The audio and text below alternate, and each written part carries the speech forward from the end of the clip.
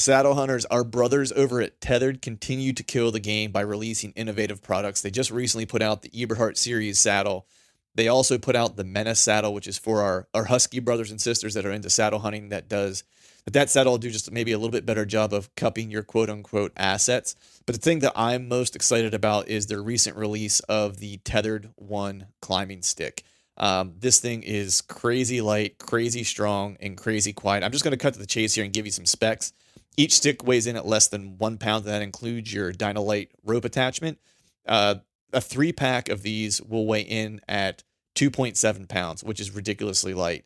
It's a 17-inch step-to-step single stick height, and there's an 8.5-inch step footbed, which gives you plenty of room for those of us folks with bigger feet. It's all made with aerospace grade titanium and aluminum for construction. So if you'd like to learn more about Tethered's innovative products, head over to tetherednation.com and check them out. This podcast is brought to you by Skull Brew Coffee Company. Skull Brew Coffee roasts premium single origin coffee, guaranteeing to deliver the freshest coffee directly to your doorstep. The kicker, they're 2% for conservation certified and donate 10% of their proceeds back to organizations who support the interests of our hunting community. So go to skullbrewcoffee.com and pick up one of their 3-killer roasts and fuel your hunt and fill more tags with Skull Brew Coffee.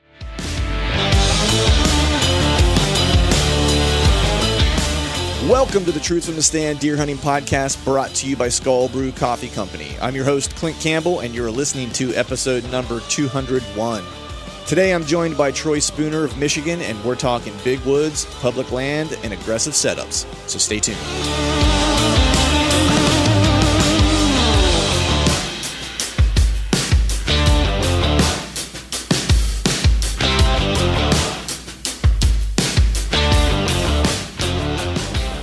All right. What is up, everyone? Happy Wednesday to you. Hope you are doing well. Hope you are feeling fine. The Super Bowl is almost upon us here. This is the prime week when everything really kind of gets kicked off and ramped up. I've definitely seen a little bit more activity in some of my key locations. Some that I might be monitoring with a Exodus Render cell camera, just so I can kind of keep tabs on it. As a working stiff, not able to be out every day, so I have to kind of monitor places from afar, and that's really kind of how I use those. I find like these key spots that I think are going to be good. Let's say, when pre-rut hits, this past week, this coming week. And what I do is I'll set up a cell camera on those spots. That way I can kind of see when it starts to heat up. And then when it starts to heat up, I know then I need to take some time off, or I need to try to get out of work early a day or hunt a morning or whatever the case is. Some of the other places that I find throughout the course of the off season when I'm scouting and stuff like that, I know those are going to be more, boots on the ground type of places where I'm just going to have to walk, find the sign, and hunt those that way. Some of these key locations where I know I have primary scrape areas next to bedding and stuff like that, I know it's just a matter of time until they turn on. And so I typically just stay out of those spots until they do turn on. And the light switch is just starting to flip. The one spot I hunted this past weekend in the morning, it was really the only spot that I had that the wind was going to be decent for it. And that camera had been, that one wasn't a cell camera. That camera had been completely dead. There was a camera that was close by, and I expected there to be a lot of activity on that one, but there was, a handful of pictures in the past month and a half, and really no bucks to speak of, at least none that were worth chasing. And not so far from there, just kind of like on the other side of this bedding area, there's a cell camera that was set up over a primary scrape, and truth be told, it's been dead for a while too. Literally no activity, which was surprising to me. But the weather recently hasn't been great, and this next coming week, it's going to be a lot of rain. But I'm recording this on Sunday, like I always do these upfronts, and the weather shifted starting last night. So I was out last night, Saturday evening. I was hunting the one big deer that I have that I know is around. He's hitting a primary scrape area. I've missed him twice in daylight, not missed him literally with an arrow, but we've seemed to be ships passing in the night. When I'm there, he's not. When he's there, I'm not. He has been daylight active. He's gone more. I think what happened, early on he was hitting that primary scrape area, and I think it was a little earlier in October. It was like the 15th through like the 20th. He was hitting it, and I was getting some daylight pictures of him. And, I think what the deal was is that he was bedded not far from there. And I think what is happening now is, like, as we're getting here and, into prime time, I think he's expanding his range. And so he's not hitting it as frequently, and now he's showing up at different times of the day, because before he was hitting it pretty consistently at very similar times. And these are all new pieces to me, so I was trying to figure out what winds he was wanting to use to get in there. And by the time I figured out, once I got a couple pictures of him and could start to put the puzzle pieces together of like, okay, he likes this wind, this is when he's going to come through at this time of day. He at that point he started, I believe, at least this is my hypothesis, is that he started expanding his range, because now I'm starting to see him come in at different times. Sometimes it's at night, sometimes it's early in the morning, sometimes he's coming from southwest, sometimes he's coming from northeast. He's kind of, there's not a discernible pattern necessarily. But I was going in to hunt him yesterday, and when I walked in, I found a bunch of fresh rubs, I found a bunch of fresh scrapes, and I found what I believe to be his track. So I felt pretty good walking in. This is a kayak in spot. I'm not far off the water's edge, to be honest with you, and did a setup, and nothing, didn't show up. Got a no-show. Didn't even see a deer in that one during that set. But I got down, and like I said, I have a cell camera not far from that location. And once I got down and kayaked out, I think I got down like 6:45. I think maybe I walked out. And by the time I got to my boat, it might have been 7, a little bit after 7, until I got into the boat and started, paddling out. Cell camera goes off, and 2 deer hit a scrape that was very close by to where I was set up. So I think the good news is like, because like what I know, I guess what I'll say is this: what I know for, I won't say a fact or 100%, because nothing's ever 100%, but I'm leaving very little to no kind of impact. I won't say no, because I of course have impact. I just don't think they're crossing my scent trail. So my in and out, my access and my exit is pretty slick in this spot, because I've not seen like, a change to deer behavior per se. I'm not even crossing where I'm expecting them to come from. I'm kind of basically beelining it from the point where I put my kayak through some brush and directly into where I'm climbing into a tree. And there are deer trails that are in there, but they're all running parallel to where I'm walking. And so they're basically running side by side to where I'm walking, and I'm being mindful not to. Now, could they cross like in certain spots? Sure, they could. But the predominant area where I've seen sign along the edge as I'm walking to the tree, all that stuff is kind of parallel to how I'm walking. So I feel pretty confident about the access I have. So truth of the matter is the weather's going to get good. It's actually really good today. It's a bummer you can't hunt in Pennsylvania, because literally, one of the cell cams I have out, like, it's been dead for a while, and all of a sudden this morning it started blowing up at like 7:30. So this cold front's definitely got them moving. It couldn't have come at a better time, the last week of October. The only bummer is there's going to be some rain. So if you're not a fan of rain, this week in PA might be kind of tough for you. I think Wednesday is going to be pretty good. So I think that's what my plan is. I think I'm going to try to get out and possibly do a morning hunt and maybe even evening hunt. I have to work Wednesday. One last hunt for this deer, at least during, leading into prime time, is all I'm probably going to have for him. Reason being is I leave for my Midwest trip on Friday, and then I'll be gone for 2 weeks, and I think I'll be returning around the 15th. So if I get home in time, I might be able to hunt that 16th, that Sunday. It's the one Sunday of archery season that the Game Commission is letting us hunt this year. So, if he's still around, and I have a good idea that he's still around, I may come back and try to hunt that day here as well to see if I can't close that chapter. Otherwise, it'll be on to late season for him, and then I'm really kind of at a loss at that point. I'm not sure what'll be happening. So, with that, we'll go ahead and wrap this up and try to get into this session. Got a cool shirt for you guys today. Or actually, before I do that, just as I'm leaving for this trip, I'll be in Missouri in an undisclosed location, as I keep referring to it as. I'm going to try, as I do every year, to put out, I'm not going to guarantee a podcast a day as a rut log necessarily. I'm going to try to do one every other day if I can.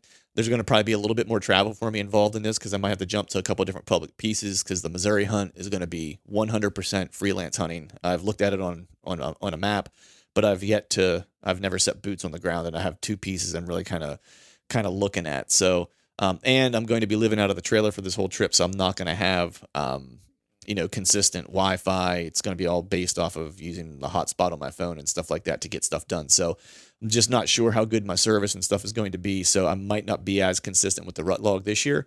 I'm going to do my damnedest to get one up at least every other day to keep you guys in the loop. And send me a message and let me know what you think of them. Do you guys dig the rut log? Do you not dig the rut log?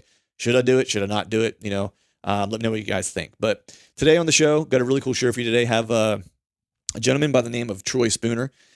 He's a good buddy with Todd Hovel, who I had on a few months ago. And in full disclosure, this podcast with Troy had been recorded a few weeks ago. I was recording some episodes and had some of the DIY report things with Dan and now with Steve to get out. And so it just took me a little bit of time to get this episode out.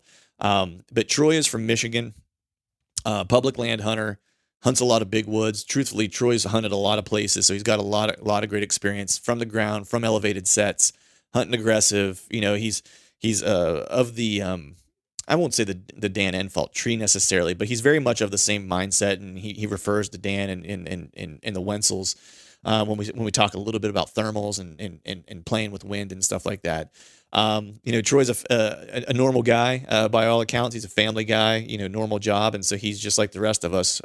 He's a whitetail nut, but has a lot of things to kind of balance, and we also definitely talk about that and how you balance those things. So hope you guys dig the show. As always, thank you all for listening, and good luck as we enter prime time. All right, folks, welcome back to another episode of the Truth from the Stand Deer Hunting Podcast, and today I am joined by a fellow that I actually learned of this gentleman from Todd Hovel. If you remember back a couple months ago, I had Todd on and we were talking big woods, hunting, big woods bucks, and particularly in the north. And after we got done, he was like, "Hey," he's like, who's someone you should have on the show sometime. And he mentioned this gentleman's name. And so I watched some videos that you had on YouTube, and then I did a little investigating on you, as I always like to do with folks I have on the show. And I thought, man, this dude seems like a guy I should have on the show. And this is none other than Mr. Troy Spooner. What's going on, buddy? Hey, it's good. How you been? I've been good, man. I'm hanging in there. I know we were just talking off the record button for a little bit, just getting geared up for the season. I'm all mixed up on what day it is because I'm really just thinking about trying to drag some bucks out of these pieces of public and hoping for some kayak success this year and some water access. That's what I'm thinking about. Yeah. No, I usually this time of year I kind of get wound up too. We had a dinner for my sister-in-law we had to run to tonight, but I left the office, ran home, and I've got some climbing sticks. I hung those up and put some new paint on them and so forth. And so right now it's just kind of, I don't know, it's like the anticipation phase where you're kind of fine-tuning things, and it's like I'm all wound up. Yeah. I can't wait for the day to drop where I can go kind of chill out and just hang off the side of a tree for a while. I know. I hear you, man. And especially, we got a nice little cold snap here today where it was down. I think the low was 49 degrees, and I woke up this morning. It was still about 49 when I got up, walked outside, and it was like, oh, man. I was like, this feels like hunting weather. I was like, I'm ready to go. So fortunately for me, I've got, as we're recording this podcast, I think I've got 4 days left before I can go climb into a tree, and I have a pretty good spot kind of picked out and hoping for some success. But I appreciate you coming on. As I always like to do to kind of kick these things off, man, I always like to just get a sense of, where guys are coming from, what they do for a living, just because, a lot of what I do on this show, what we talk about a lot is just a lot of DIY stuff, just regular guys that like to get after it. And you kind of fit that mold. So if you wouldn't mind, tell the folks at home, a little bit about you, where you're from, what you do for a living. Sure. Born and raised predominantly in Michigan here. I lived in Nebraska for about a 2-year stint as a kid, but born and raised in Michigan here, southern Michigan, and then moved over to the Holland area, which is, I guess, to be on the West Coast, right along Lake Michigan here, when I was about 12 years old, and lived here ever since. But born and raised here, hunted here my whole life. I've had a few stints, forays to other states to hunt. I'm a financial advisor. I own my own practice, which affords me a little bit more luxury, I guess, to, kind of clear my plate from time to time if I need to go sit in the woods. And so, you work when you work and work hard and stay focused so you can have a little time off. But, married, 3 kids, 22, 18, and 16. So, just kind of bringing us up through those busy years of life where, I think we're going to be empty nesters here in a few years, and then I can really, get back to dedicate more of my free time, back to sitting in the woods instead of, coaching and kind of doing all the parenting stuff. But I know I'm going to miss that for sure. Right. But it's all phases in life. So that's right, man. So that's interesting, man. Cause like that's one thing, a lot of guys that listen to this show, or just a lot of my buddies, and stuff like that. Like we're all kind of normal guys, families, married, kids, and just similar to what you're kind of talking about. How did you always kind of balance that? As your kids kind of grew up and stuff like that. Because there's obviously you want to be there for the kids, and you try to enjoy that time because it's fleeting, right? Anyone who has, I have a daughter, she's 12, right? And I kind of look back at time, I'm like, man, I just can't believe where the time went that she's 12 years old now. And so you try to embrace those moments and be as present as you possibly can. But there's also that kind of part of you that, like, I always tell my wife, like, she knows, like, she can see it in me, and she sees me start to like get fidgety and stuff like that. And she'll just like, there'll be a day and she just looks at me, she'll be like, you need to go, like, she's like, you need to go be in the woods. You need to, and I always say, like, I start to crave an adventure. I start to crave like jumping into something that's very unknown or whatever. And so how did you kind of balance the family with like that pull that the timber always kind of has on us?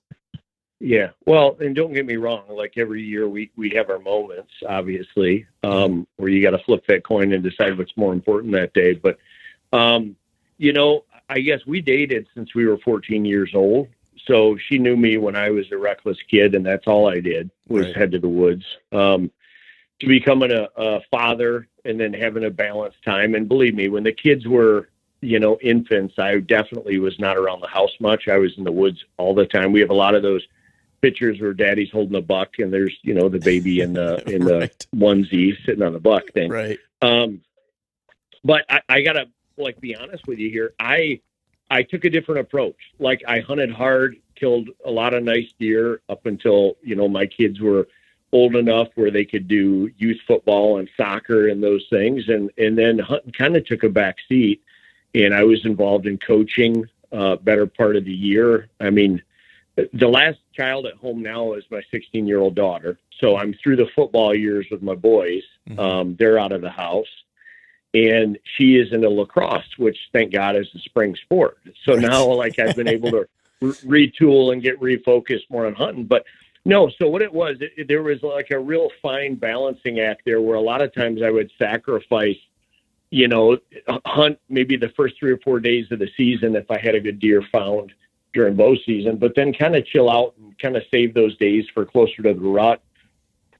And then when it came right down to just getting out and hardcore hunting, that's when I started to really gravitate to the big woods, where I got away from phones ringing and people calling you and asking you to do things. And I was off the grid. I mean, we were in the UP or up in the wilds of Canada, Ontario, off the grid, no phone service, in the woods, deliberately hunting during daylight hours. And so I think personally, that's how I made up for it, was just more intensity in shorter periods of time.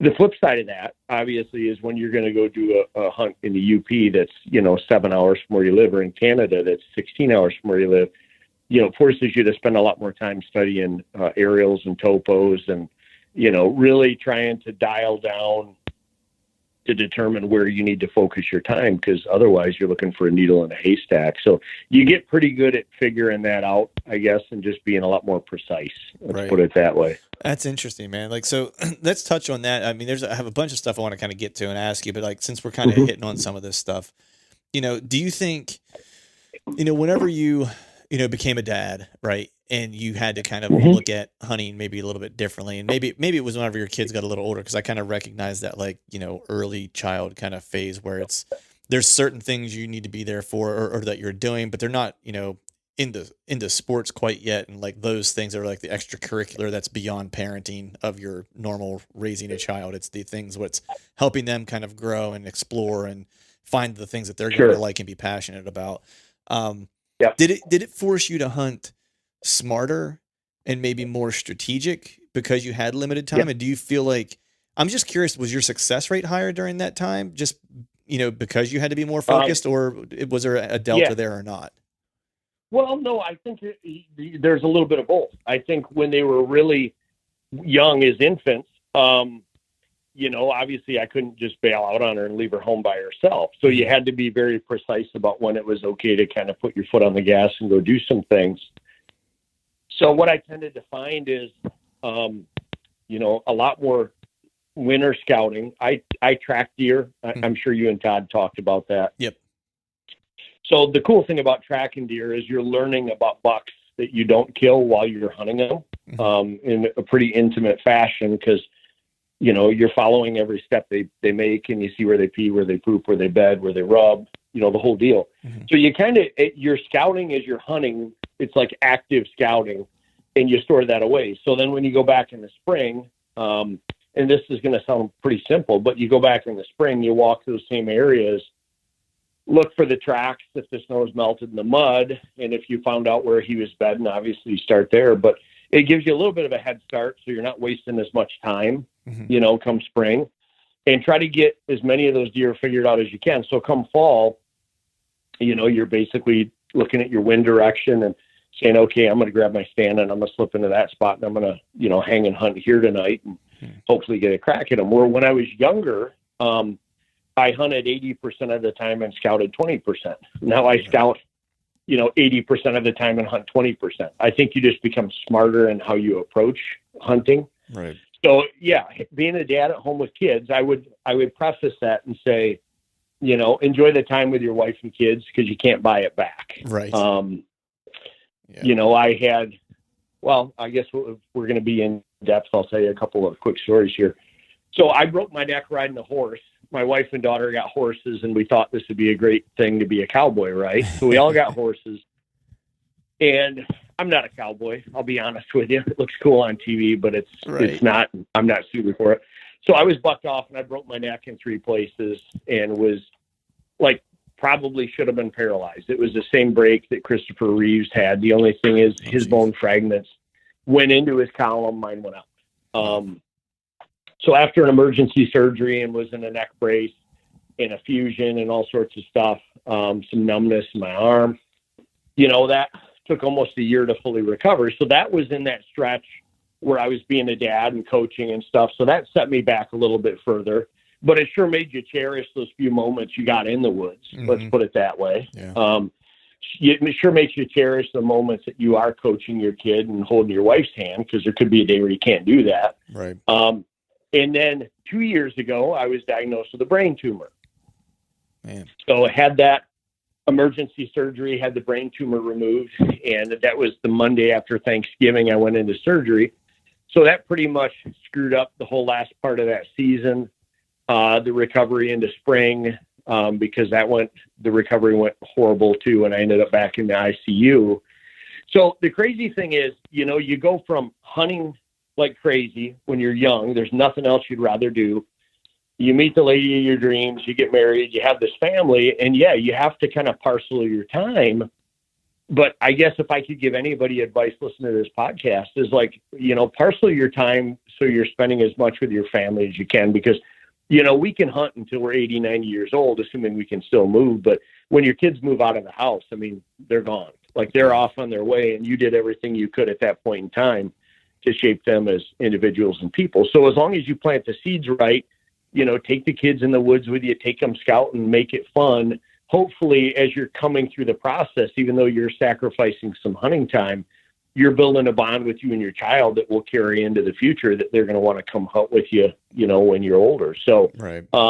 So I guess where I was going with that, with all those setbacks, I'm finally realigned at this point right now. And my wife is finally saying okay, you did spend the time with the kids. You did a good job. You've had some setbacks. Here's your wings. Head back to the woods and do what you want to do. Right. So it's nice, because if you do it right, your wife won't resent you. Your kids won't resent you. But you're the only person that can figure out what that balance is. But I guess I always say, try to think of them first, think of hunting second, even though it's really tough. Been there, done that. It's super tough. Yeah. It will work out. For all the young dads listening, it will work out. It's not the end of the world. Just hunt smarter, not harder. Yeah, I think for me, it definitely made me, I think more strategic and I plan more for the hunts, so to speak. And I shouldn't say I plan more because I always kind of plan, but I plan with more intent, I think. Right. And I will agree with you that like, it's definitely more of a scouting game, and I'll do a lot of that, in the, in the spring, and I scout I speed scout is what I like to do. It's like, I'll kind of look at an area, like look at the maps, and I'll pick out like the 10% that's probably worth hunting, and I'll scout only Yep. only that 10%. And it might only take me 4 hours or 5 hours or however long. And I'll quickly realize whether or not it's a place I'm going to spend any time or not. And then I'm not spending days upon days upon days, doing that away from the family. And then once I have, whatever it is, maybe I have 8, 10 spots kind of picked out. I know that these general areas are going to be pretty decent. I go look for hot sign on the days where my wind conditions are right to hunt those places. And if they're not, then I don't go. It's like, it's kind of that approach. So there's definitely days where I have, burner spots where I just want to go out and sit in the woods. And even if it's a bad wind day, it's like, I'll go sit a spot and maybe try to kill a doe, or even just go out and, there's been plenty of times when I've gone out and just known like, hey, there's probably a 10% chance I'm even going to see anything today, but I just want to be in a tree, and Right. you have some of those places as well, because I think part of it too, especially whenever you have, family responsibilities and stuff like that, is, you kind of owe it to them too, to make sure you're doing the things you need to do to keep yourself right. To be that way when you are with them, that you're actually there, because I think that there's a part of Absolutely. that too. You hit the nail on the head, because we had plenty of times where my wife and I you're out to dinner or whatever, and you're thinking of what stand you should be in, and this and like she can tell, like she's looking at you and you're not even in the conversation. You probably didn't even hear what she said. So I think being very purposeful, with your time is highly important, not only for a good marriage, but to be a good father, but just to be a good human being. And then I think because you are more purposeful, your hunting time will be more productive. Yeah. I think it just all comes down to focus, right? Whenever you're in something, be all in it, and your results will be that much better. So with that, man, absolutely. I know you hunt predominantly public lands. Have you always, has this kind of been always the case for you? Was it a preference, or was it did it start off as just like a requirement because you didn't have access to private, or how, talk me through, I think, how you kind of came to kind of fall in love with public lands, and more specifically big woods. Yeah. Well, I was kind of ruined at a young age, because my dad when I started hunting when I was like 8. When I say hunting, like I think I had a little 20-pound Pearson compound that had the old rubber finger things that you grab to pull the string back. And my dad had outfitted these little, I even think they were cedar arrows at the time, with like a 2-blade razor head, but I could only carry 1 arrow with me. And I think really the reason that ended up that way is because it was like, well, the kids are with you tonight, and he wanted to be in the woods. So he's like, okay, like here, you go sit on that stump, and I'll come, pick you up on the way out. But so like sort of started dabbling with hunting at probably 8 years old, between the BB guns and, a bow. Right. But I was sort of ruined, because he had access to probably, when I look back now, some of the best hunting in the state of Michigan. It was down in Calhoun County. It was the largest contiguous block of land. When you look at a map, there was like a bird sanctuary on one end that was like 1,100 acres of no hunting.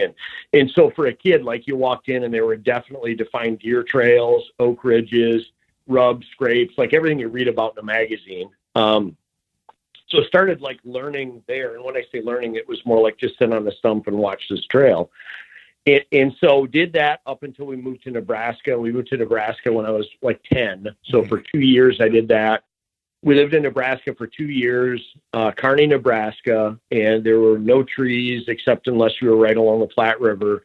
We didn't deer hunt for those 2 years out there. We just bird hunted, pheasant hunted. My dad got transferred back to Michigan, so we moved to Holland, Michigan, right here on the coast, and had no access to private anything. But we've got the Allegan State Game Area, which is just down the road, and I think that's like 19,000 acres of public land with a river bottom and some swamp. And then if you look at a map of Michigan, once you get north of like Cadillac, Michigan, it's predominantly dotted with state forest, Manistee National Forest. I think over on the east side is the Huron. And then you get to the UP, and the majority of the UP is natural forest too, or national forest too. So by default, when we moved back here, I just was thrown into the public land mix and had to sort of figure it out. And going from where deer sign was abundant and easy to read and the deer numbers were high to public land, that wasn't the case. It sure forced you to really kind of dial down and start to be more of a student. Right. I was like a nerdy. I was a nerdy kid, I'll admit, in middle school, because when everyone else went out for recess, I would eat my lunch as quick as I could, go to the library, and I would look at deer hunting articles from like Outdoor Life and Sports Afield magazine. I was probably the only 10-year-old kid with a year-long subscription to Deer and Deer Hunting and that's awesome. in North American Whitetail, and I would read them cover to cover, like, that's awesome. And I'd have stacks of them in my room. But so I was just dedicated to like learning the craft of whitetail hunting and trying to be as good as I possibly could be, and that's kind of what happened. And then through default, had to hunt public ground, and it was horrible hunting back then, as Pennsylvania used to be too, because everybody shot everything. If you saw 1-2.5-year-old buck during the whole season, it was something to talk about because everything was a spike 4 or 6 point. So it's been like to go from really, really good hunting and not knowing anything to go to really bad hunting and having a thirst or a want to know did force me to like figure it out. Right. So in those early years, right, when you started kind of figuring out or trying to figure out how, hunting public, land and so forth, like what were some of the most valuable lessons for you very, very early on that you keep with you today? Because I think that, as we go through these learning curves, right, and we develop as hunters and we start reaching for whatever goals someone might have, someone it might just be to see deer. And I'm not saying that anyone's goal is right or wrong. We all have them and they're different.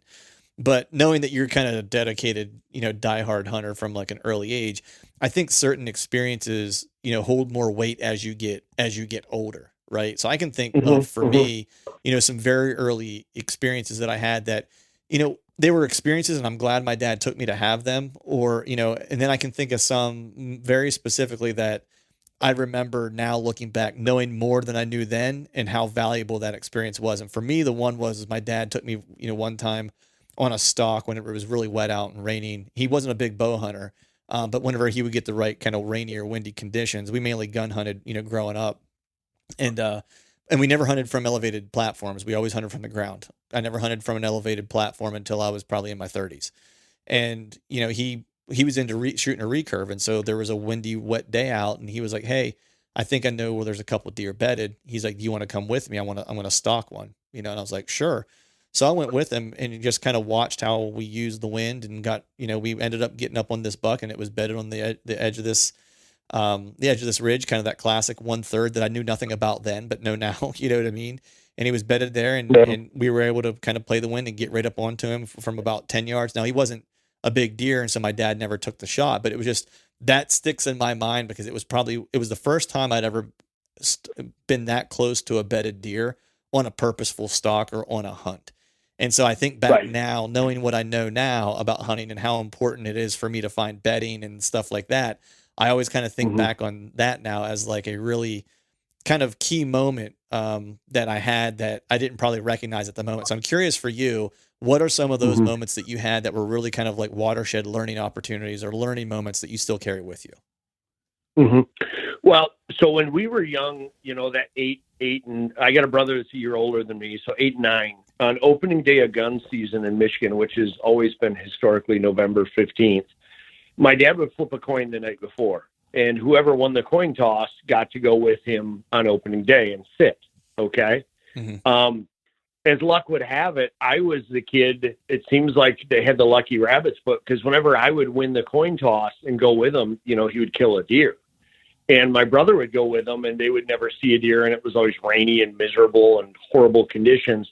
But what I remember about those the most is, obviously the smell of the woods and the skunk scent on his boots, but he was always trying to go in further to get away from other hunters. And that really stuck in my head. We always had to be there an hour early. We always had to walk further, had to be quiet.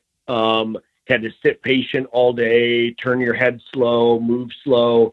So it was more of getting in the mindset that, this isn't just a walk in the woods, and you have to change the way you think to kind of zone into becoming a hunter. And then the other thing, obviously, was getting away from the pressure. Like, I don't know if he did that just because, he felt there was bigger deer in further. Because, I mean, to be very honest with you, like, he's killed a couple of okay bucks, but nothing really to write home about. Right. I almost think he just liked the solitude. He just liked getting away from people because he was busy at his everyday job. But by default, then obviously if you seek the solitude, that's what, the bucks are trying to do too, the mature bucks. Yeah. So for me, like, those lessons were, go in deeper, sit all day, be prepared, be quiet, pay attention to what you're doing. My brother ended up giving up whitetail hunting and gravitating to duck hunting because he was more of a fidgety kind of guy. And I think he didn't really like being quiet and so forth. And quite frankly, they just didn't have luck when he was with them. So he always got wet and froze to death. So you can look at the same exact experience both of us had, but there was a fork in the road where we went two different directions. And I was more, pulled towards the solitude of being a whitetail hunter, where it's, you get out of it what you put in it. And he was more drawn to like the camaraderie and where you don't have to necessarily be quiet and you actually are rewarded to make noise, right. When you hunt. So for me, that was it. And that kind of carried over because when we got to hunt Allegan here, the Allegan forest, you'd get in the woods there. And like, I had a couple times where I heard, slugs, ticking through the brush around me as people would, as we used to call them, the redcoats on opening day, would unload on deer in there. Mm-hmm. And so that really taught me there again, it reemphasized to get the heck away from as many people as you can and seek solitude, which is why I think I then later in life gravitated, even further from that to the big woods, UP, Canada, wilderness type of a hunting situation. Right. Right.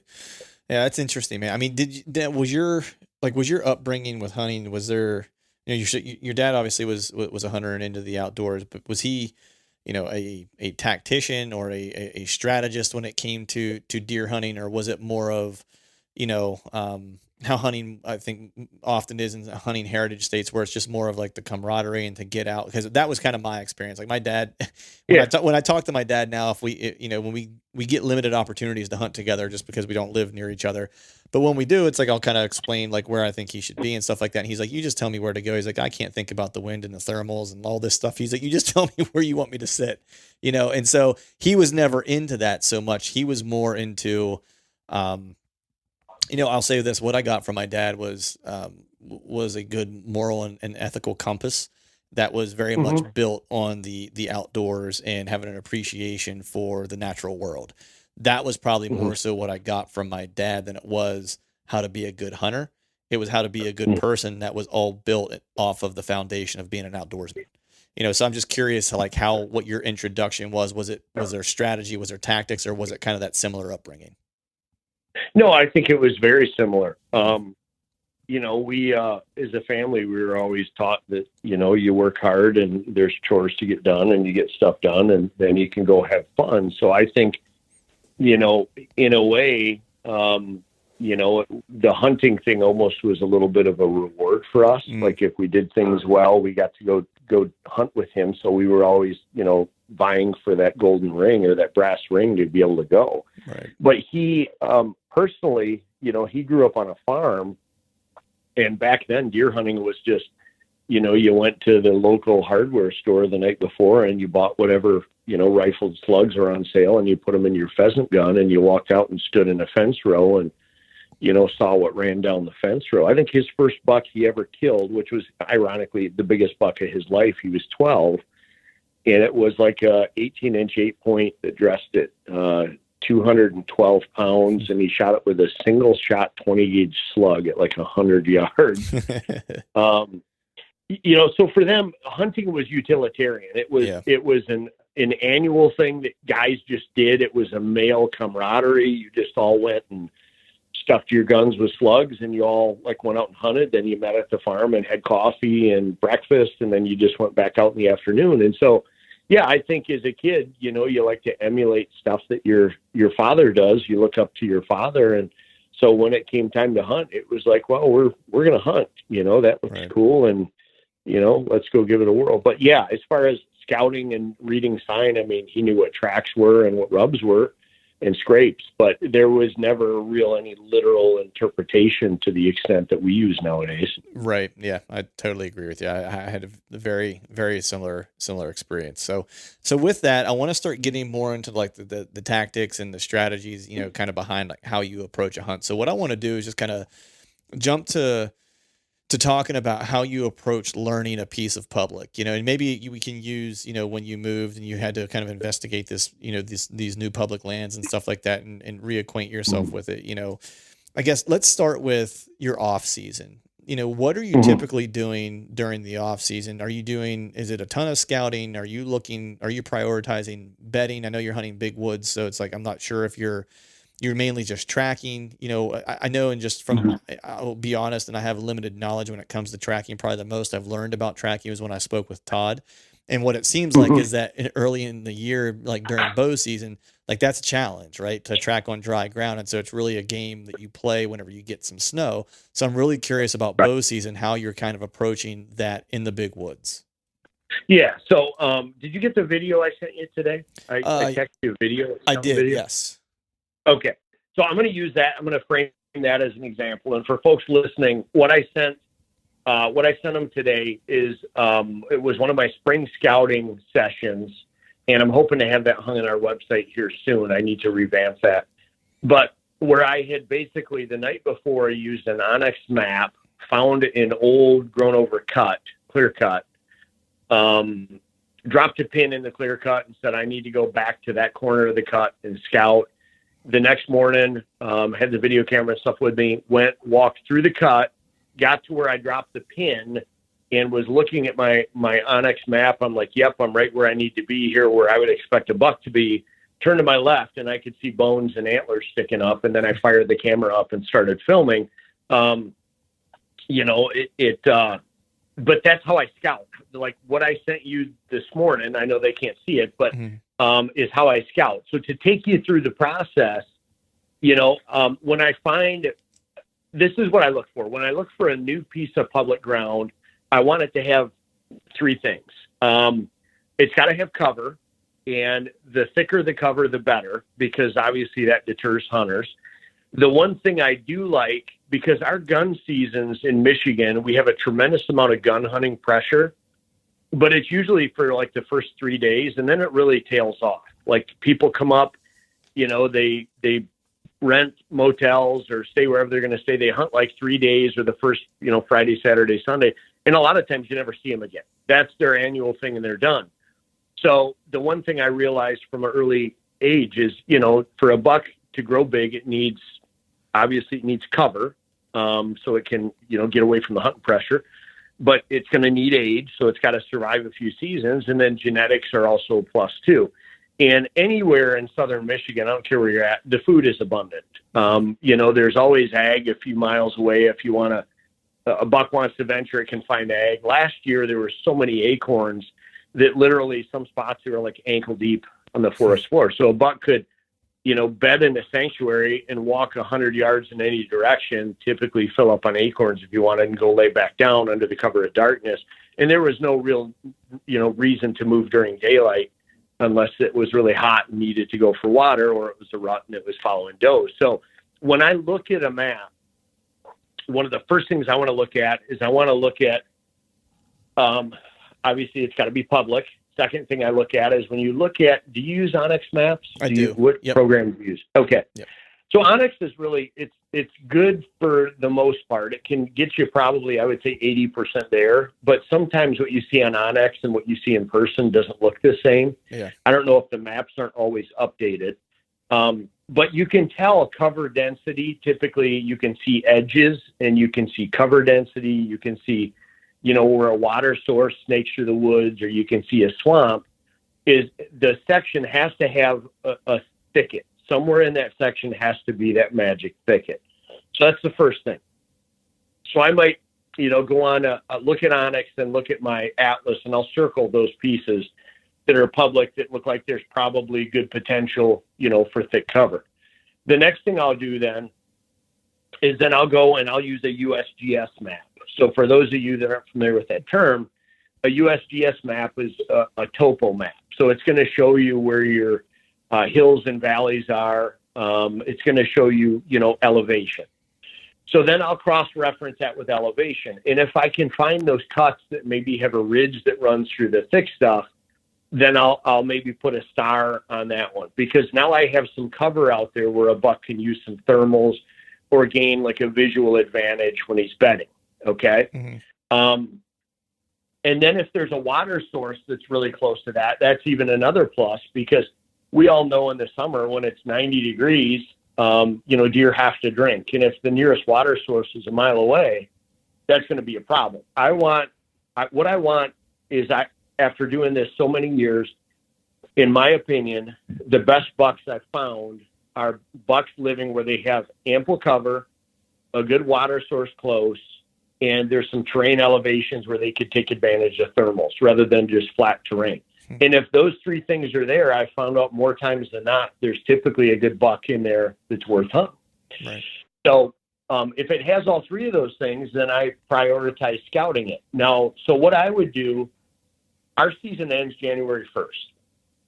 I'll have all these spots figured out, on the map. And if I did track deer in November and December, when I say track them, get on the track and follow them and hunt them. So people want to refer to probably Todd's podcast to learn more about that, but track the deer. And the cool thing about tracking a deer, and you can do the same thing in January. I don't care if you have snow, and I'm going to say this, people are going to say, well, what does he mean by it's almost cheating? And the reason I say that is because, we can go find all of this deer sign, when we're spring scouting and there's no snow on the ground, but there's still that element. We're not really sure exactly how he's using the terrain. We think he's using it a certain way, right? But we're not entirely sure, because we really don't know what all the exact thermal, the thermal cones are, or the swirling or eddying of the wind out there. But the deer do, because they live there every day. Right. So when you get on a track in the snow and you follow that undisturbed deer that's just on a bedding feeding pattern, what I've noticed, does wander. Does will wander to the left and the right, and they'll feed a little here and fart around here and go there. Bucks, mature bucks, are very deliberate. They don't waste an ounce of energy doing anything other than what their true intention is. And I said this on another podcast. It's kind of the difference between how my wife and I shop. She shops, so she goes all over the store, like haphazard, right? When I show up at Lowe's, I know exactly what aisle the item is I need. I go straight to it. I get the item off the rack. I pay for it, and I'm gone, right? Yep. So I feel a mature buck does the same thing, other than maybe a short period in the rut. And I still think a mature buck in the rut is still very deliberate. Mm-hmm. So when you're tracking these bucks in the snow, you take your Onyx and you follow your track. And I don't care if I jump the buck in January. It's even better if I jump him, because then I'm going to go and I'm going to say, okay, why was he bedding here? What wind direction was he laying here in? Which direction was he facing? How did he see me? How did he enter and exit the bed? And then once I jump him, I'm going to wait a half hour or so, and then I'm going to follow the track that he exited the bed from, because I want to see, how did he react to pressure? What did he do when I jumped him? Did he loop me? Did he head a certain direction? Did he go and bed down, in X, Y, or Z spot? Because if you can do that, and I think Andre DeQuisto, are you familiar with who he is? Yep. Okay. He talks about that bump and dump tactic. Yep. Where you're stacking or you're bumping them from one bed to a different bed. Well, if you do that in the winter and you can physically follow every step he made to the second bed, and you can mark that bed, you can kind of play the game a little bit ahead and store that in your mind and say, okay, if hunters are coming in over on this spot, there's a good chance he might have relocated to that other spot over there. And you kind of already know where it is. Okay. Right. But the beauty of it is, what I find is when you track these deer, I'm paying not only attention to the rubs he made this year, but what you'll see cumulative sign. You'll see where you're walking along the rub and you're like, wow, that's a 2-year-old rub, or, that rub looks like a 3-year-old, or it's a signpost rub where several bucks have rubbed there. And you're kind of storing that away, because I truly believe that bucks have travel routes that are just preferred travel routes that the bucks themselves use. Mm-hmm. And if you kill that buck or somebody else kills the buck, chances are, especially if he was with a bachelor group in the summer, there's a pretty good probability that another buck may take over the same travel route, because there's something about that travel route, whether it's the thermals or the lay of the land or whatever, that those bucks prefer. Okay. So I start my scouting, not only in season when I'm scouting deer, when I'm tracking them, but then I'll do that in January. And I should send you, I showed my buddy my Onyx map, and I zoomed out, and it's almost completely red, because I mark every rub I find that's significant. And when I say significant, like your wrist or bigger, every rub, new or old, I'll mark it. And then every scrape I'll mark. And if I jump a buck, I'll mark it. If I find a bed, I'll mark the bed. And so what I've noticed, and what I sent you today in that video, is the pattern that I found, and I'm going to let the cat out of the bag here, so I might be hurting myself, but I'm going to tell you. Here in Michigan, and I don't care if it's here or northern Michigan, whenever I scout these big cuts, the best buck sign is always in the southwest corner. And what I always find is in the northeast corner, I find rubs going into the cut, because I feel that they're looping the cut. We predominantly have west and southwest winds here, especially early in the season. Mm-hmm. When a buck sheds its velvet, there's typically a flurry of rubbing activity. And if they're with a bachelor group, then you maybe have 4 deer that are doing that all at once. So I feel that the buck on the majority of the normal wind will loop that cut to some extent, come with his nose into the wind, into the cut, bed down, and he's going to bed in the southwest corner where he can, if he has elevation, he can use where he can watch his back trail. When you track deer and you hunt deer using the tracking method, you will find out the bucks always bed 100% of the time where they can watch their back trail. They want to smell what they can't see and see where they've been. Okay. Yep. So he'll watch his back trail, but then he can smell what's coming from the southwest, because what he's going to do then is before dark or after dark, depending on what his personality is, he's going to stand up and he's going to walk out of his bed. He's going to defecate. So you always find a lot of droppings there. And then he's going to head over to the little further towards the southwest corner. If he wants, he's going to rub a little bit and waste a little time. And he's going to get the wind in his favor before he exits out into the woods there, if that's what his pattern is. So when I sent you that video today, where I found that dead buck was in the southwest corner of a cut, I dropped a pin there the night before. I was laying in bed. My wife was watching HGTV, and I'm scrolling through Onyx Maps. Dropped a pin there, and I said, I'm going to go scout that tomorrow morning. And lo and behold, I go and I follow the same pattern. I get to the southwest corner, and there's a dead mature buck, So what I've done is I have these all scouted out on my phone. And then when you zoom out and you look at 8 of these parcels that are exactly the same or roughly the same with these cuts, I noticed a pattern, and the pattern is the same. Majority of the rubs are in the southwest corner, some rubbing in the northeast. Directional rubs are from northeast to southwest. Beds are in the southwest corner, and then I figure my stand sites from there. Right. That's how I scout. I don't want to waste a lot of time wandering where everybody does. I think deer spend 80% of their time in 20% of the cover. Right. And mature bucks spend 95% of the daylight hours laying down. So you got to try to figure out, based upon where they bed, where is that little 5% window where I can hopefully get a crack at them. And I've always said this too, and people say, well, what do you mean when you say that? I've always said it has to be 90% in his favor and 10% in yours, where he'll feel comfortable coming through there. Because I always kind of have to chuckle when I hear guys say, well, I found his sign and it's coming through here. And, he's always going through there on the west wind, but I set my stand up, and as soon as it switches to east, I'm going to hunt the spot. Right. Yeah. And so then they go climb up in an east wind and never see the buck. Well, why? Well, because no way in hell is he going to come out that way if the wind is completely different. Right. Because then he can't use the wind to his advantage. Yeah. You see what I'm saying? Yeah, exactly. So what you need to do then?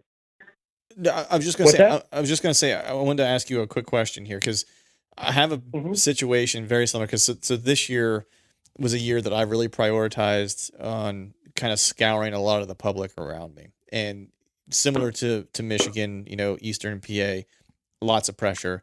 So I kind of focused similarly to what you're talking about, where I really kind of focused on finding clear cuts. And I would walk through just the pure nastiness of the middle of, I found like a little key. I gave this out of the bag when I talked to Andy May a couple months ago, but it was like a little kind of strategy I found, for me at least in this area, was find an area where water ingress is going through the clear cut. So like a drainage or something like that, as small as it could be. It doesn't have to be big. There just has to be a place where water is gathering, because eventually what it does is it pools somewhere in there and creates almost like what I call like a mountaintop swamp, and it ends up killing all the trees in there, and then this like swamp grass kind of grows up, and then you start to find clearly like how the deer are moving through through the clear cut and where their trails are kind of leading to. And I ended up finding like a bunch of bedding and stuff like that in those particular areas. So that was kind of my strategy, similar to you. But I'm curious with that southwest thing, because that's really interesting.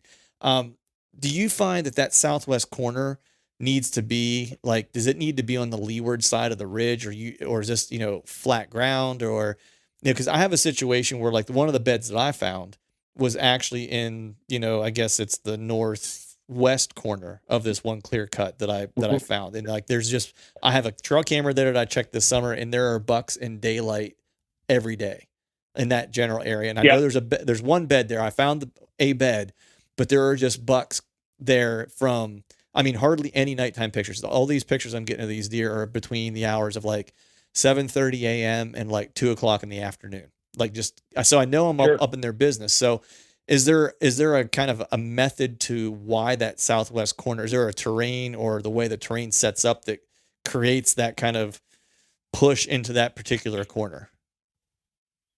No, I think for me, it's just the predominant wind. It's just in here, in this area of Michigan, because we're so close to the lake, it's 90% of the time it's west, southwest, starting October 1st to about November 1st. And then it will switch.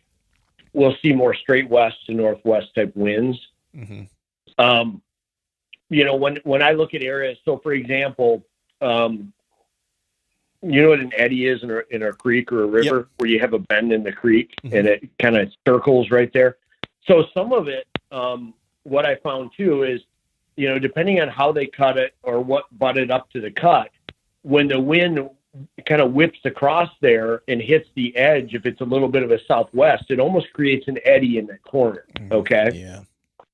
If there's any ridge structure before it gets to the cut, because let's face it, most of the time, when the state comes in and cuts a piece of ground, and my guess is just because it's easier on the equipment, is they try to find, where I find these cuts is typically the flattest piece. Okay. Yeah. If it's a really ridged or hilly spot, it's pretty rare that it's cut. I just think because it's a pain in the butt to get tractors or dozers and gears and skidders out of there. Yeah. But so what I find is in that southeast corner, you get some eddying. Okay. In the northeast corner, you'll get more of a straight wind, because it has time as it goes across that cut to kind of straighten itself out again. Okay. Now we know it changes. Obviously, you'll get that errant, maybe an east wind for 3 or 4 days, and then it's completely different. Then they may be bedding in the center of the cut. Right. But, just from tracking it and marking beds that you can see are definite beds, following buck tracks, following buck sign, that's the correlation I found. Now, is it going to be 100% in everybody's area?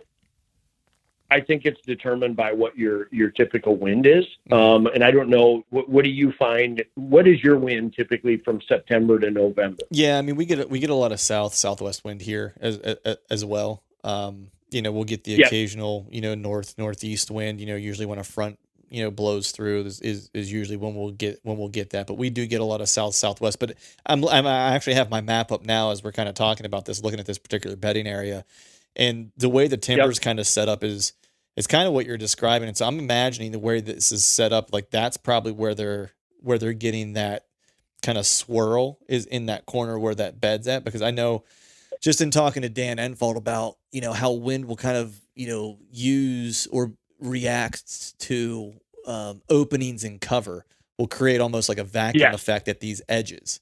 and stuff like that. And so I Yep. think that that's kind of might be what happening in that particular spot.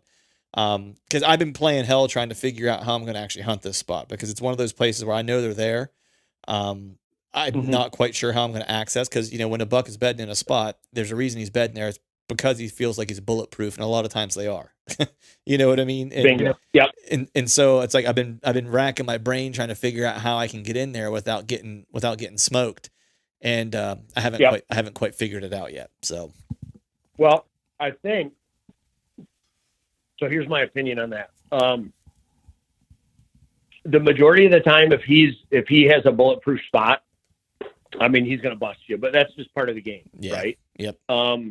And sometimes you gotta like ride the edge of that envelope and just give it a whirl. Mm-hmm. But as I said before, I think, you know, if these guys set up stands and they're like, oh man, I'll wait till an east wind and go hunt it. Well, he's not going to show up on an east wind, because the reason he was using it is because it was predominantly west, and he was bulletproof entering and exiting, right? Mm-hmm. Yeah. So a mature buck is not, especially now that he knows hunters are in the woods and he's smelling human scent, is not going to just completely go, well, I'm just going to abandon everything and walk out that way.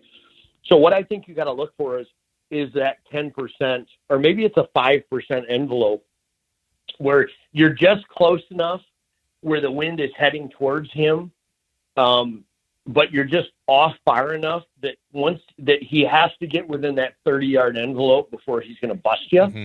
Yeah. But you just better be ready, and you better be able to shoot, because when he gets there, you know, and he does bust you, the jig is up. He's gone. But so that's kind of what you're hunting. You're hunting that small percentage of opportunity that's almost bad, but there's just barely enough good that it just might pay off. Yeah. And there, it might be, which honestly, I never paid attention to thermals until I started, you know, listening to Dan and those guys way back when they were blood brothers. And the, you know, Gene and Barry Wenzel talk about thermals a lot too, is, you know, maybe you can only hunt that spot, literally like sneak in and climb up, you know, the last half hour when the wind dies, when you're getting that shift from, you know, day thermals to evening thermals. You know, maybe there's a partial ridge where you can be just enough on the backside of that ridge that he's coming out on, that instead of your thermal pouring over to him, it's heading the other direction. Yeah. There's one. You know, that's just it. I was just going to say, I think there's two setups I might be able to try him on. So there's one that if I wanted to play it safe, which I often don't, I'm more of a go for broke guy. A lot of times I just, you know, my whole mentality is more of, I'm going to try, especially on public. It's like, if I know where he's at, I'm going to try to go kill him, because chances of him being there long-term probably aren't good, because he's going to get pressured at some point. But there's a community scrape that's maybe 150 yards off the edge of that cut, in between that cut and another cut, that I also have a couple good deer that I had on camera there. I don't know if the one was him, because it was an early summer picture and I can't tell. He doesn't have enough growth yet for me to know whether it's him or not.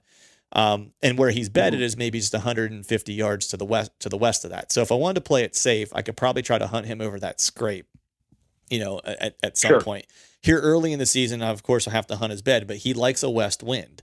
And that west wind that he's using is really kind of almost a crosswind for where that bed's located. And he's coming up from like the bottom, like and this ridge isn't really steep until you get up past this cut. Then that's when it kind of gets steep. And then that west wind, and then he'll also have the thermal pool there too. So he's kind of getting the best of everything. He's got like this west wind that's kind of cutting down the ridge across him, like as a crossing wind. Then he has the thermal kind of pulling up over. And there's a drainage ditch that's right there where I hung the camera, where I've gotten, you know, all the pictures of him at, and he's having to cross that. So I feel like he's coming from like the northwest and like up and over to his bed. And so I feel like I can use that as the barrier and play the just off wind to where he's for sure going to bust me if he doesn't walk through where I need him to walk through. But if he does, he'll never know I'm there until an arrow slipped in him. You know, I think that's probably the best opportunity I'm going to have to try to kill him. And that setup would be probably 60, maybe 70 yards max outside his bed. Right. Well, so let me ask you this. You hit on something that I noticed right there. You said he has to cross the drainage ditch. Yep. To get to you. How close is that to where he's bedded? Is that really close? Where he has to cross is about 60 yards from his bed. Okay. Because it's just a little bit open. Because that's the bottom. That's the bottom side of the cut where where he's got some just more open timber that he's heading into the cut. So it's kind of at the very edge. There's a deep kind of like drainage it looks like an old stream or something like that really just doesn't have any water running through it anymore, and it's it's just a little terrain feature he's got to come down and cross. Okay. I was going to say the cool thing about creeks. Last year we had my boy and I found this really nice. It was the biggest buck we've had on trail cam. He was a 5x5, but he had 5 extra kickers. Wow. For public land around here, when you get bucks that are 150 to 160 on public ground, they're pretty darn good deer. Yeah. And we had him pegged. He was bedding. There was an old cut that had a ridge that kind of horseshoed around the edge of the cut. So he would go into the cut, he would work his way up through the cut, and then he would bed on the lip of that ridge, right? That first third where you get that thermal tunnel or the wind tunnel. Yep. But he could watch his back trail. So what that buck was doing, we hung a trail camera, one of these cell cams down at the creek crossing. And when I say the creek crossing, this is one of those creeks that if you step in anywhere, you sink up to your nipples in mud, right? But there's one spot that has 2 of these springs that come off the hill that come down there that create kind of a hard sandy bottom, and that's where he was crossing. He didn't really have another option to cross. And on the other side of the creek, another steep hill went up, and then there was a big oak flat with a lot of white oaks. So last year was a huge oak crop. He was bedding in the oak cut, a lot of raspberries, greenbrier, low growth, and then he was coming down. But we noticed on the cell cam that he was waiting for the sun to dip behind the trees and that thermals to change, right? Where you have the thermals pouring down instead of rising. Because what we think he was doing is he was using the rising thermals in the evening, the last of the rising thermals, to scent check the creek crossing where he was bedded. Yep. Then he would get to his feet when they changed because he could walk down to the creek crossing and smell what was behind him. But when he got to the creek crossing, because the thermals were dropping from the oak flat, he could scent check the oak flat. I mean, what a super bulletproof, brilliant setup, right? Yeah. 100%. But the thing he wasn't taking into account is when thermals hit those creeks, because it's moving water, it actually creates kind of a wind that follows the creek.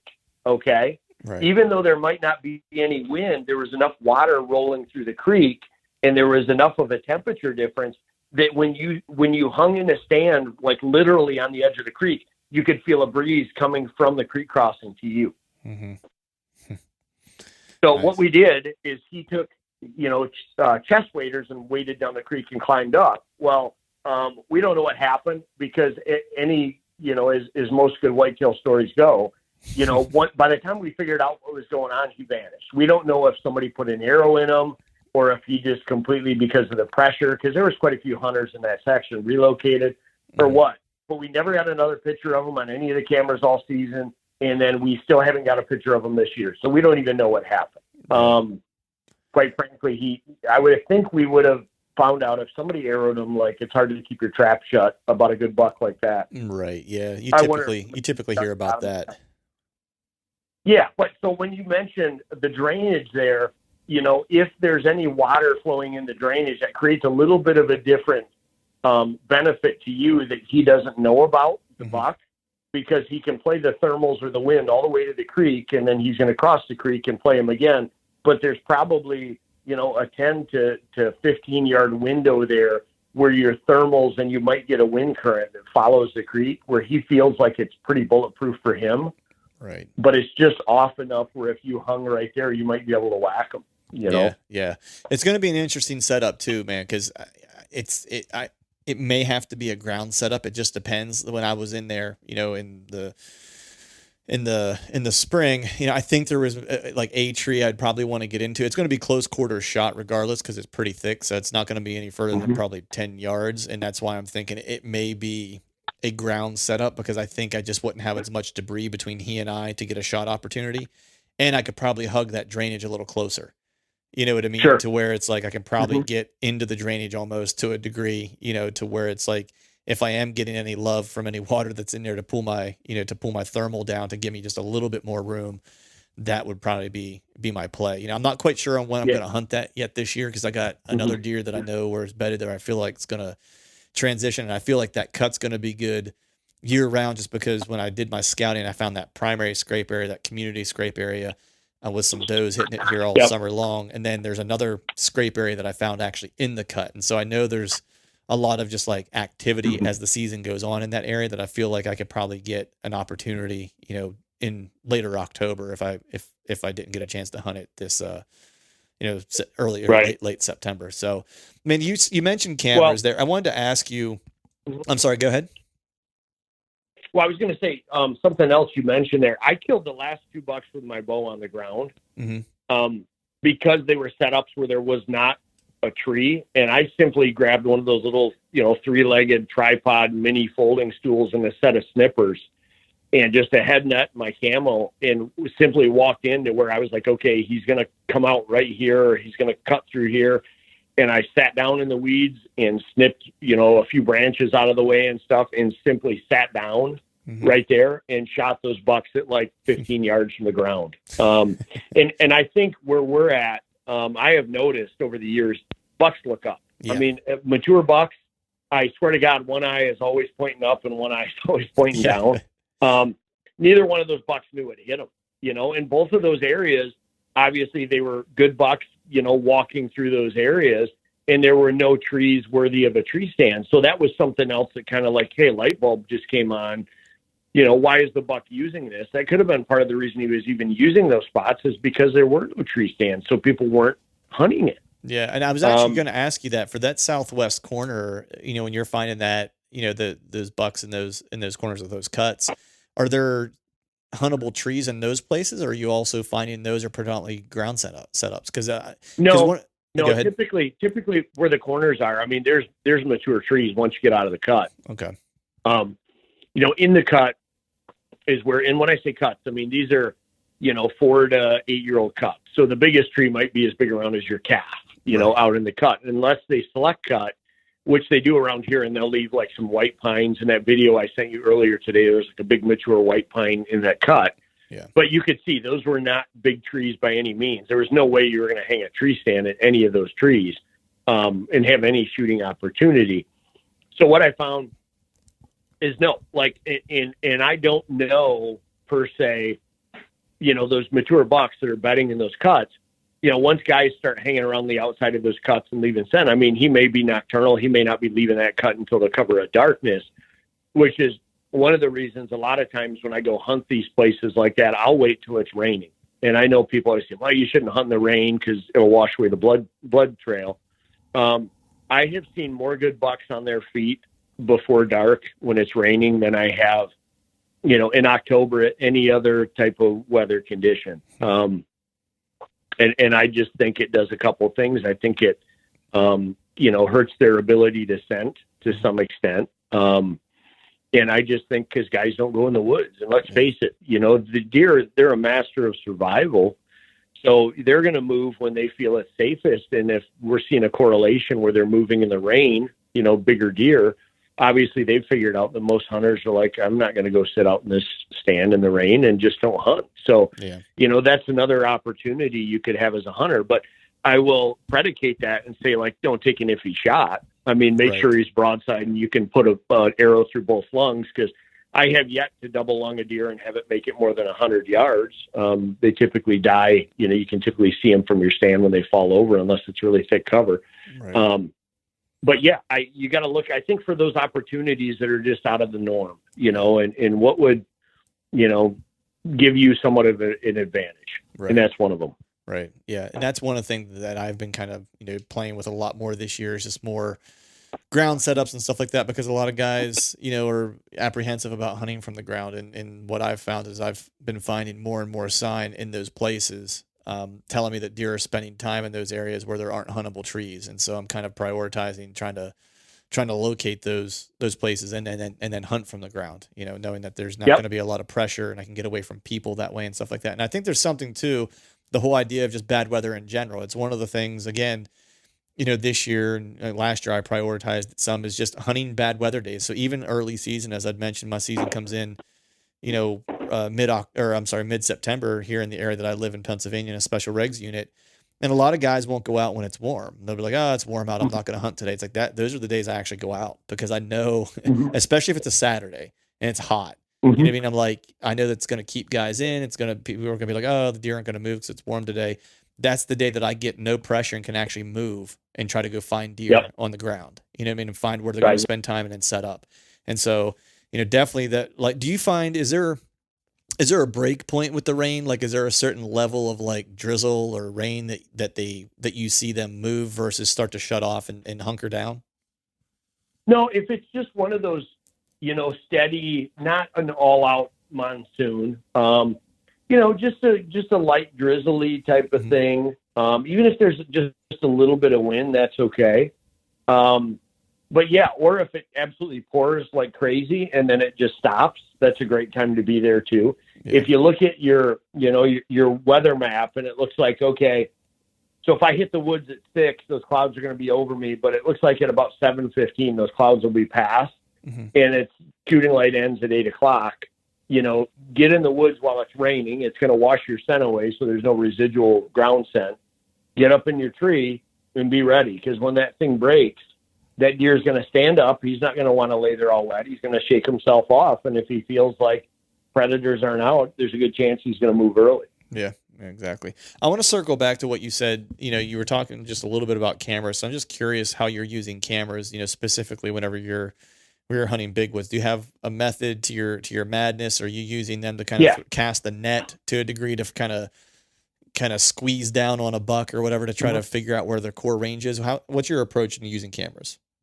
Well, so this dovetails into, when you said, what's your approach on scouting, where I said, okay, I'll read a map, I'll find the sign, I'll go scout the sign, I'll notate every rub, scrape, bed I can on the Onyx map, go home, dial out, look at the Onyx versus the USGS, try to figure out why are they rubbing there, traveling there, so forth.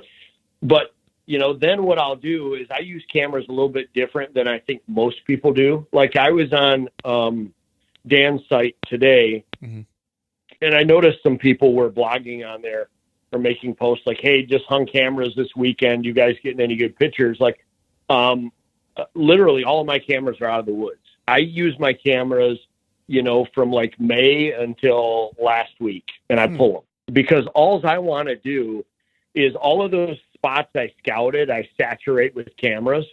All I want to do is determine if the buck made it and if he's a buck worth spending time to hunt. That's all I want to do. I just want to take inventory with those cameras and then get them the heck out of the woods. Because, I buy the cheap cameras. I buy the $40 Dick's Sporting Goods Wild Game Innovation camera because I have had too many cameras stolen here on public land. When I used to run them, from September 15th to November 15th, inevitably they would get stolen. So I said, you know what, why am I putting them out when I should be hunting and letting the camera, living and dying by what that camera tells me, when all I really need to do is determine if there's a buck bedding in that area that's a buck I would hunt. I'll circle that piece. I'll put his picture. I'll print out his picture and put it in my maps. And so now I have 10 bucks that I would put an arrow in. And if I drive to a spot and there's 5 trucks there, I'll simply not stop. I'll drive to the next spot that's, worthy of hunting, that the wind is right for the conditions. If nobody's there, I'll dive in and hunt. So for me, that's how I use the camera. To me, the camera, all I'm doing is taking inventory. I'm not really, I used to put them on scrapes. And like last year, we put it on that creek crossing to try to figure that buck out. Well, that was a mistake. I mean, we kind of thought he was crossing there, but I was waiting for the camera to tell me when to hunt. We should have had our bucks there hunting. We would have killed the deer, Right. So I think too many people live and die by what the camera tells them in season, and they use it as a crutch. Because I think it was Cody DeQuisto on one of the podcasts, he said exactly the same thing. You get to the point where you're hunting based upon what the camera tells you. Now, how do you know that a tree didn't fall over in the windstorm 10 yards away that you don't see, and instead of going through there, now they have to now divert 20 yards to the south, right? Yeah.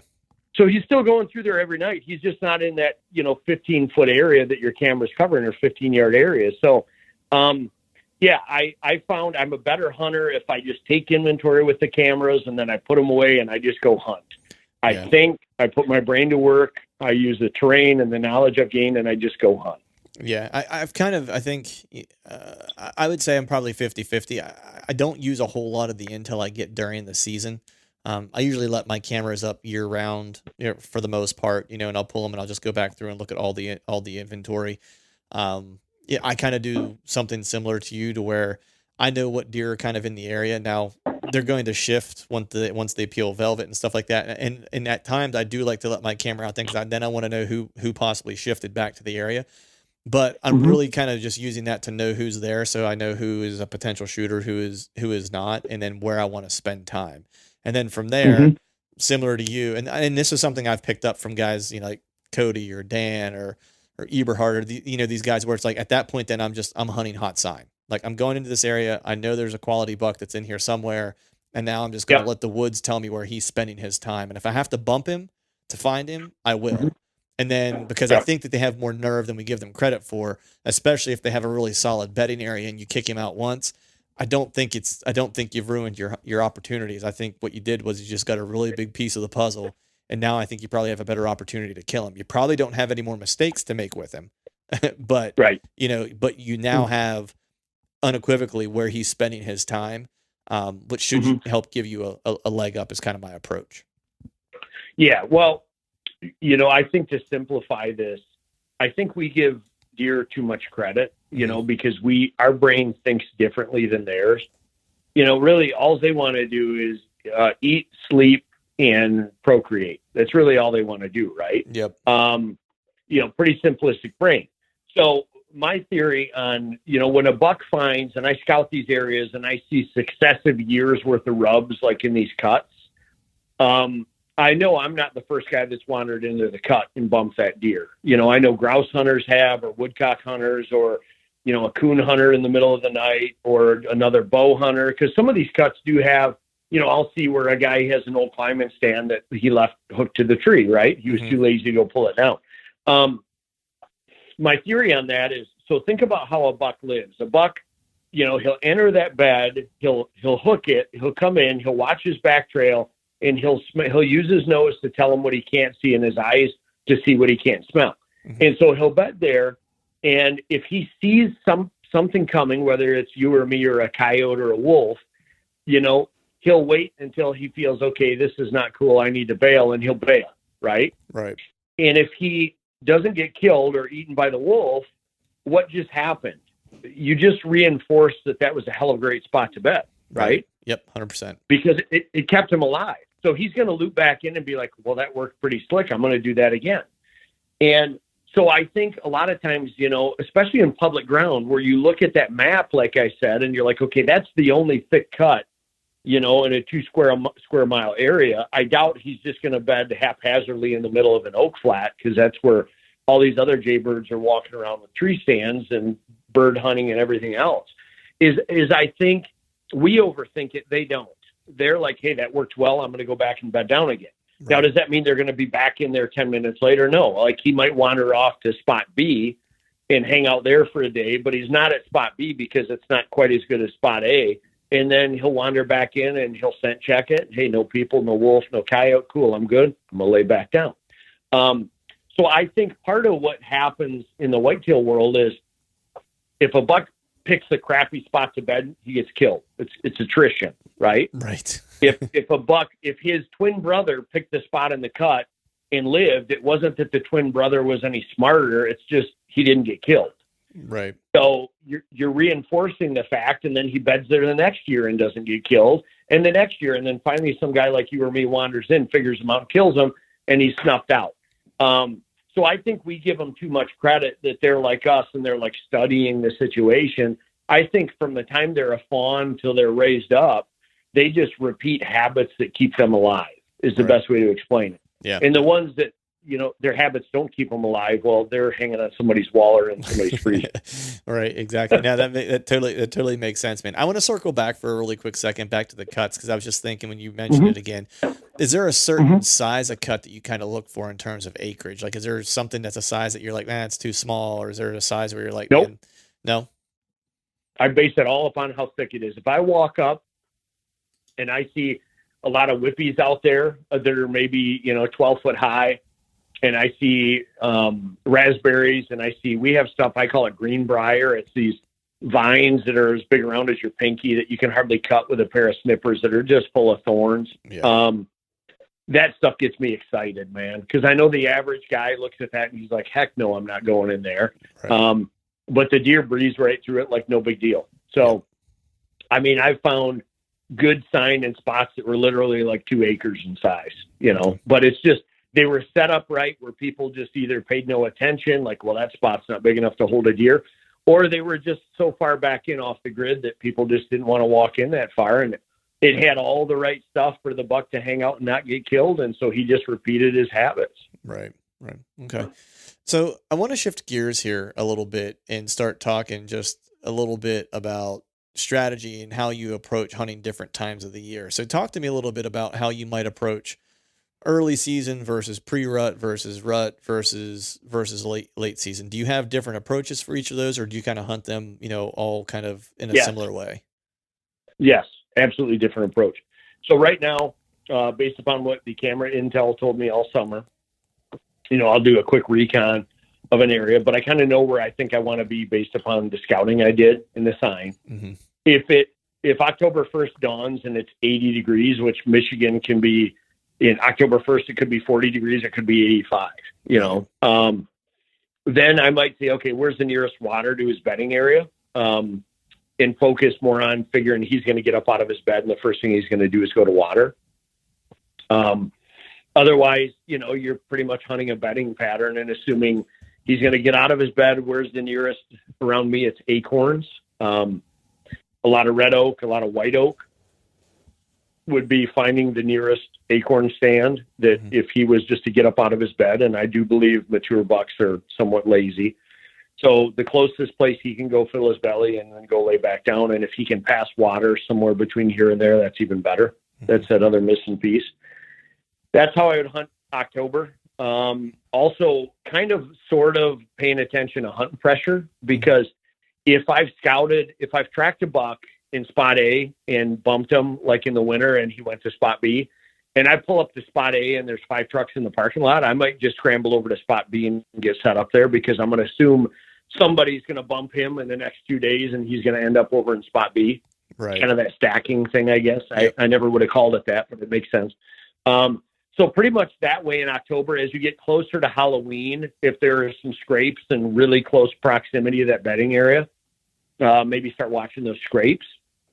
I've had really good luck seeing mature deer, in the evening at scrapes more so than the mornings. Right. And then as we get into the chase phase, the first week, 2 weeks in November, if you can find a funnel between 2 doe bedding areas, for me, that seems to be better than being in the doe bedding area. Maybe it's just me, and maybe I don't know what mistake I'm making, but if I try to set up right in the doe bedding area, I'm always getting busted by does. Like, right. Around here, the bedding area is small. Like it's not a robust amount of cover. And I always get busted going in or get winded from my stand. And yeah, I'll see bucks, but I always seem to do a little bit better when I back off and I'm like in the funnel between the 2 bedding areas. So if there's 2 cuts that are, say, maybe a half mile apart, and there's a ridge that runs from one to the other, like setting up on the downwind side of that ridge, a third of the way down the edge of that hill is like perfect, because you'll get bucks cruising during the day. Right. And all day sits. I've killed most of my mature deer from 11 to 3, somewhere in that stretch.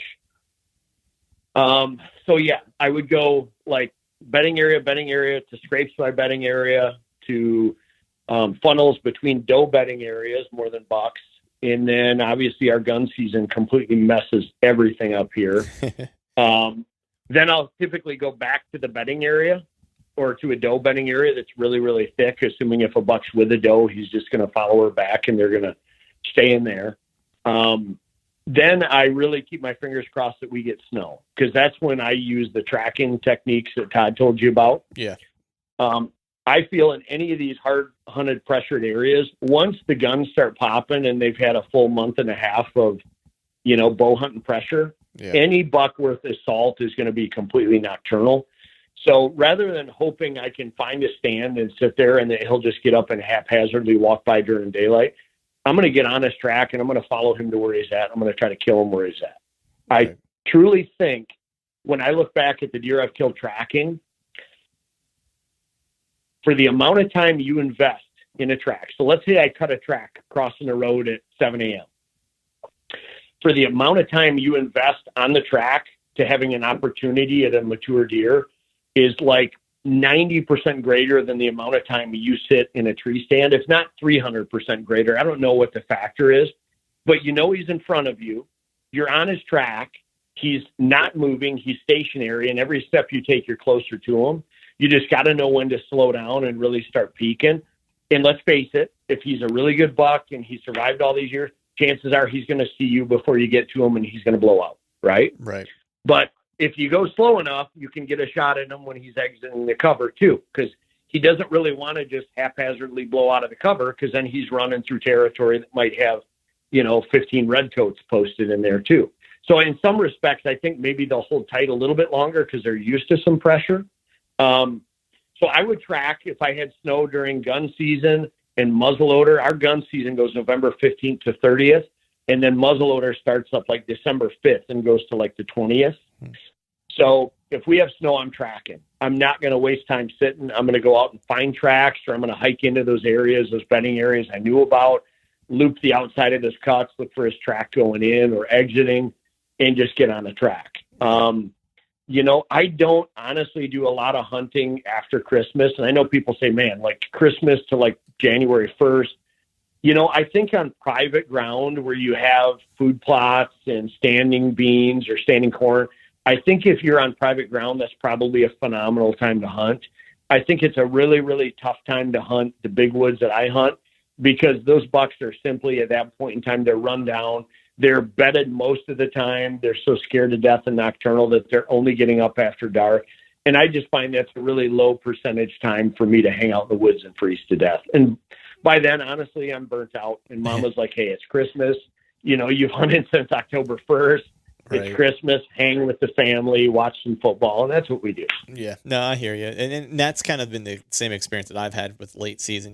We have some family farm property and stuff like that back toward Pittsburgh, and so we usually go back to visit for Christmas, and that's usually about the time I'll go hunt with my father-in-law or my dad or whatever, and that's basically like the late season hunting I'll do, because there'll be some opportunities there if I still have a buck tag. It's like I kind of know where they might be just from prior experience. And then when I get back to my place, it's like I'll still hunt in the late season, but really what I'm doing in all truthfulness is I'm taking the bow for a walk, and I'm already starting my scouting for the next season. You know what I mean? Like I'm willing to dive into places and bump deer around and just try to start to get my learning started for the following season. But I want to go to your early season, like your October timeframe, maybe even early October timeframe, because you're talking about hunting, in and around those bedding areas or beds and so forth. How aggressive are you when it comes to setting up in those areas? I know when you were talking about the doe bedding, you've found that getting right up in the bedding has not been the best kind of strategy for you, that you've tended to get busted by does, and you've had more luck kind of sitting on the fringes of it and kind of playing the funnel between the two, or the pathway between two bedding areas. But in the early part of the year, whenever they're maybe not moving as much, they're staying bedded maybe a little bit longer, and you're really trying to play that buck getting up out of his bed and making a move to whether it's a destination food source or whether he's getting up and just kind of munching on some acorns that might be laying close by to his bed. How close are you pressing into where you think he might be bedded, and how aggressive are you? It depends on the thickness of the cover and how quiet I can be. If I feel like I could get within, 75 yards and be quiet, I'll give it a whirl. The problem is, we can't help it. I mean, you sneeze, you drop a climbing stick, you make some noise. I figure if you make any noise getting in like that, like you just diminish your chances of seeing them by a tremendous amount. So, I think like 100 yards is probably, I don't like to probably get any closer than that. Just because, if I don't get him tonight, chances are if he comes through there and he smells where I came in, I'm probably hosed anyways. Right. He knows he's being hunted, but I don't know. I don't want to, I don't want to screw myself up. You know what I mean? It's almost like I don't have enough confidence in my own ability to just say, like I know Infalt on some of his videos and stuff is like, shit, like I climbed up and I was within 40 yards of the buck or whatever it was. Right. Like, I just don't personally feel like I could get that close and not screw something up. I don't have enough confidence in my own ability. When I was younger, man, I could climb like a cat and be stealthy. But I mean, I'm 47 years old. I've had a broken neck, 2 shoulder surgeries. I got a bad disc in my back. Like, this old cat can't put steps 3 feet apart, climb like a cat. I mean, right. Right. Which I think is part of the reason I've started to look for more ground setups too. But yeah, I think if you could get within 100 yards and just be quiet, be patient. And if you're on, where that rub line comes in and out of there, and you're kind of sitting quiet and nobody else has screwed it up for you yet. I mean, I think that's probably as far as I want to press that envelope. Yeah. And that actually might be a good reason as you're talking about it. That might actually be a good reason for me to hunt that bed setup from the ground, just because the best place to hunt him, if I'm going to hunt him in that bed, is probably about 60 yards from it, which is getting really close. And that actually for me is way closer than my comfort zone. But unfortunately, it's like if I'm going to hunt him in that bed and not try to pick him off at a scrape or something like that, like that's really the only setup you got. You know what I mean? Like that's that, or you're going to play the scrape and hope he comes by to check it.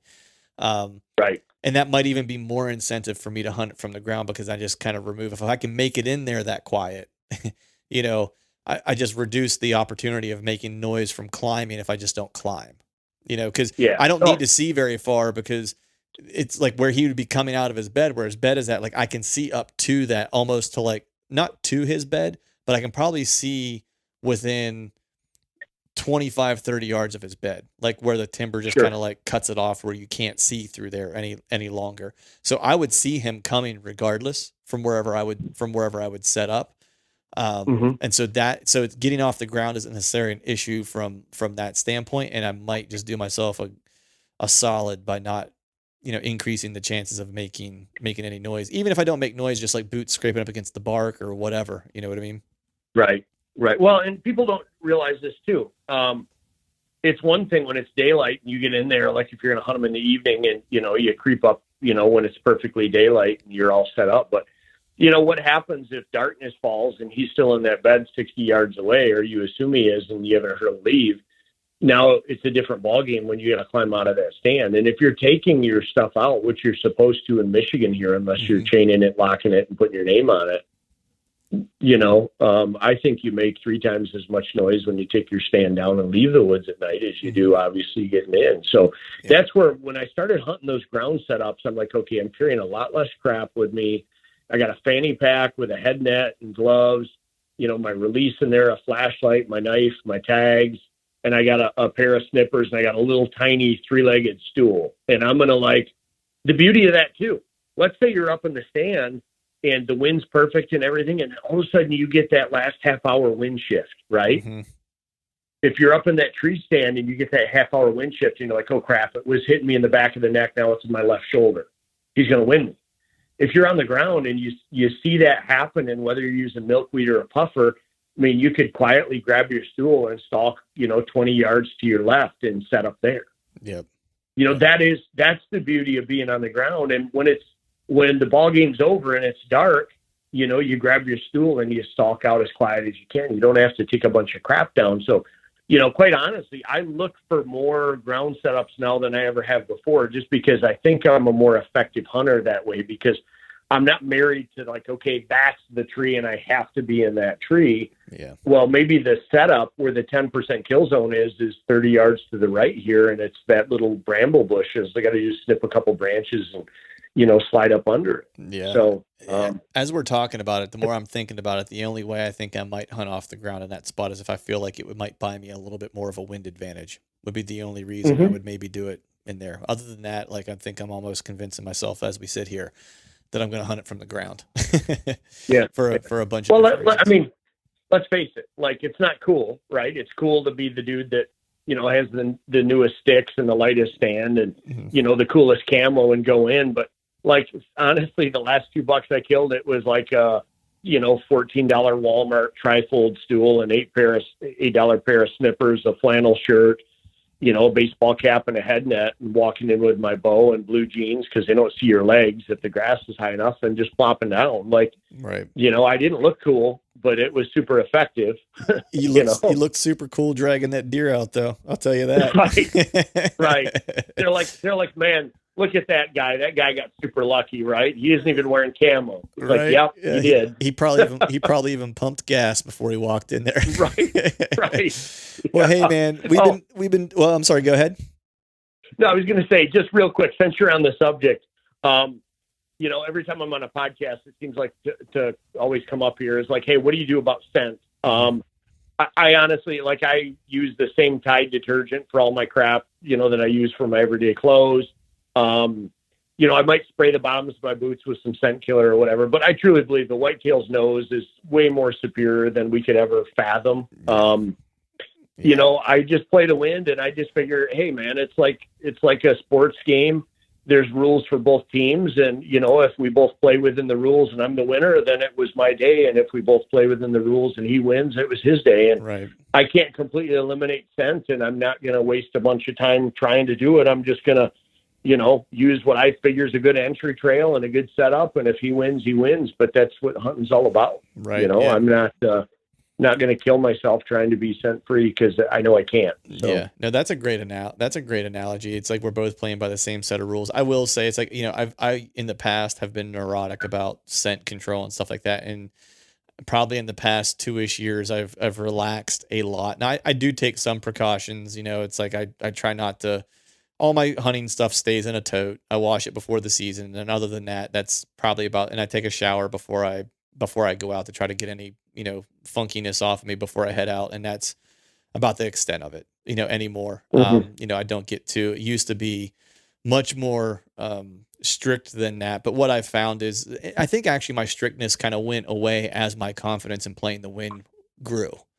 As I started kind of being able to play the wind more effectively and doing it more consistently, I've worried less and less about what my scent situation was. Well, if you've done your scouting and you have a pretty, I'm not going to say bulletproof setup, but where he's bedding and where he's going and where he's traveling, you can kind of almost eliminate that factor or a large percentage of that factor because you kind of know those things, how the thermals work, how the wind works, versus the guy that's just going in and saying, well, I think he's bedding in there and I think he's coming out somewhere here. So I'm just going to climb up this tree and see what happens. Well, heck yeah. In that case, man, you better be living in a bubble because you're not playing, he has all the rules in his favor at that point in time. Yeah. So really, I think, like you say, it's confidence. If you scout and where you're going to set up, why you're setting up there and where you feel the deer's coming and you're confident about it, like when that arrow blows through his lungs at, 15 yards from the ground, man, it's going to be the coolest rush you've ever had in your life. Yeah, man. I totally hear you. 'Cause I think it's one of those things too, when people think about hunting beds too, they just think about, I think a lot of times they just think about the aspect of knowing where the deer's at to try to kill him, where it's like the more and more I think about it, and as I've been, as I grow as a hunter, it's less and less about really the shot opportunity because that's the end result. It's more and more about knowing where he's at so I know what I'm capable of getting away with. Is more the game because you're right. Like a lot of guys will know, or girls or whomever will know, like, hey, this is a general bedding area, and there's so many people out there that are hunting that way where it's like I think they're in here and they're just hunting on a whim. And look, if you want to get out and you want to hunt, I don't discourage anyone. I don't say you have to know everything to go hunt. Like, please go out and do it. And if you get your rocks off that way, then more power to you. But if you're a person who's going like, well, why is it I keep getting busted or I'm not seeing the deer I want to see when my trail cameras, for example, or my scouting has told me that they're in this area, it's because you're setting up wrong or you're using your intel incorrectly. You know what I mean? And that I think is like one of the biggest learning curves is like, finding the bedding area or the bed isn't necessarily because you're going to kill it in the bed. It's because now you know how to set up strategically to give yourself an opportunity. Exactly. That's the big difference. Yeah. And you're not going to, it's still a low percentage because you're still hunting like the king of the game species on his own turf at his terms. Yeah. So it's still a low percentage that you're actually going to kill them or see them. But I mean, when it all comes together and you did your homework, man, it sure makes you feel good. It's one you can cherish. Yeah, for sure, man. Well, hey, man, we've been doing this for about an hour and a half, buddy. I want to be sensitive to your time, let you get back home with the family. But before I let you go, let folks out there know where they can find out more about you, if they can follow you on social media and follow along with you this season. Yeah. So Todd has the Facebook site. That's Misty River Trackers. We're on Facebook. We kind of hang out and share ideas and banter with folks. www.oldschoolwhitetails is our site. We're revamping it. I haven't loaded this year's trail cam pics, and I have all of last year's pics on there because Todd and I were up in Canada. I have to put some of those on. But that's where we try to hang, trail cam pics. I used to do some outdoor writing, so there's some articles that were in magazines on there. There's some video. We should be dropping some more video on that pretty quick here too. So really that would probably be it. I mean, if you want to connect with me personally, if you live in Michigan here or wherever, it's a family Facebook page. So it's Troy Spooner Family on Facebook. There's a little bit of everything, some hunting, fishing, family, just good stuff on there. So awesome. Yeah, that's probably the best way to do it. Awesome, man. Well, I appreciate you coming on, buddy. I look forward to talking to you throughout the season, see how your season's going. And I'll, if I can get her done on the ground, man, I'll be sure to send you a picture. Hey, I'm going to predict that you will send me the picture because I want to connect with you and get the story, but give it a whirl, man. I think you'd be surprised. Awesome, man. I appreciate you, man. Thank you for coming on. All right. Absolutely. Great time. We'll definitely do it again. All right, folks, that is a wrap for today's show. I'd like to thank all of you for listening, and if you haven't yet, please head over to iTunes and leave us a 5-star rating, and be sure to subscribe to the podcast. And hell, while you're at it, head over to YouTube and give us a sub there too. I'd be super appreciative if you'd do those few things for me. And before I shut this thing down, I need to give a big shout out to our partners who continue to help us make this podcast possible. Tethered, Exodus Outdoor Gear, Skull Brew Coffee Company, and Maven Optics. And until next time, we'll see y'all.